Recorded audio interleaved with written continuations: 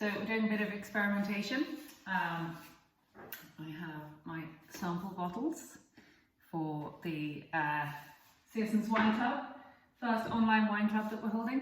I'm going to try and caravan a little bit of Villa Antinori Chianti Classico Reserva into the sample bottles, and each day I'm going to do a taste test and see just how well they're being preserved. I'm going to use the argon gas from the capsules, bit of an expensive trial, but this hopefully means that we'll be able to send wine samples.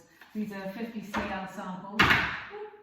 This hopefully means we'll be able to send wine samples around the countryside so that next wine club, it's not just Dublin people who can take part.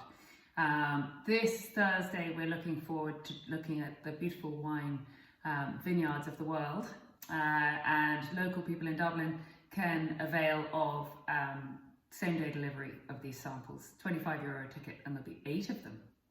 Because Jeff was like, oh, they're only 50 CL. So it'll be a fun evening. But I'm going to keep you up to date with my progress here. So back in a minute.